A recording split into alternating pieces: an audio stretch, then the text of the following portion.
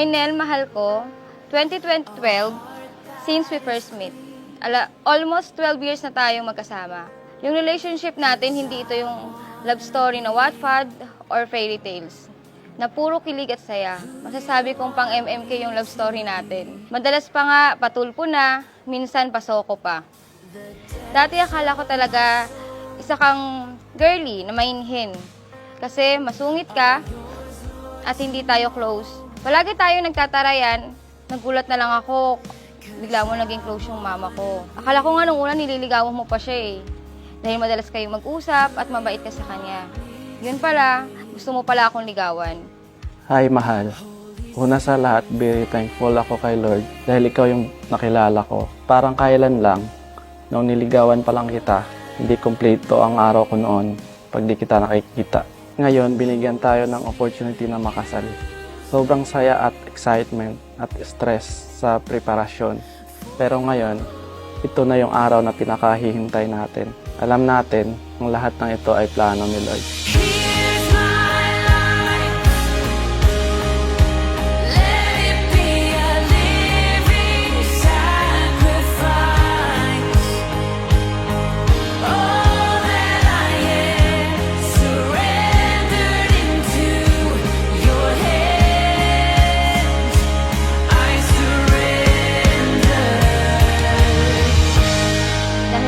Bata pa tayo noon, masyado tayong naging mapusok hanggang sa dumating sa atin si Chanel. Big blessing ang batang ito sa atin. Si Chanel ginamit ni God para sa atin na maging strong tayo at mag-iba ang pananaw natin sa buhay. Pero mali, hindi pa pala madali ang lahat. Dumating sa point na hindi na kita kilala. Yung time na natutulog na tayong gutom, as in walang-wala. Always na lang akong naiyak, araw at gabi. Kahit sobrang maraming trials na nangyari sa buhay natin at hindi pagkaunawaan, proud ako sa'yo dahil ikaw yung binigay ni Lord sa akin at isa sa nagustuhan ko sa'yo, mahal, hindi ka madamot sa pamilya mo at sa pamilya ko. Pero praise God, kasi pinagdasal ko talaga na, please Lord, sana siya na lang yung huling lalaki sa buhay ko.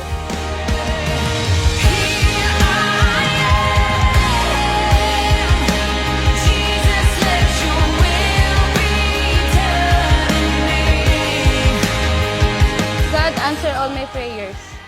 Binalik niya yung dating ikaw. Masigit pa sa inaakala ko. Mas mapagmahal, mas maalaga, mas responsable at higit sa lahat, mas makabit.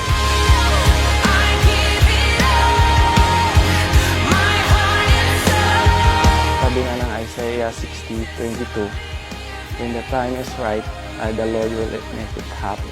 Dati, pangarap lang natin ito at ngayon, by the grace of God, dininig niya ang ating mga panalangin. Kahit tayo ay nagkakamali for the past 11 years bilang live-in partner.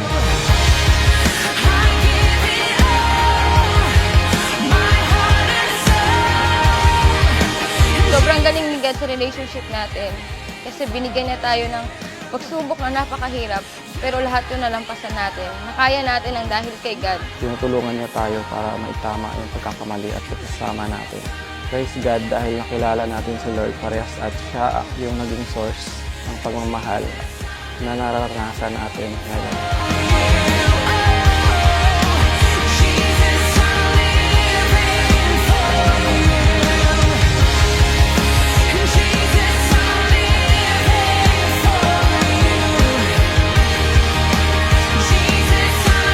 Kaya ni Chanel ang naging inspirasyon ko dahil mahal na mahal ko kayo. Habang tumatagal, mas lalo kitang minahal, hindi mawawala yung kilig. Hanggang ngayon, kinikilig pa din ako sa'yo.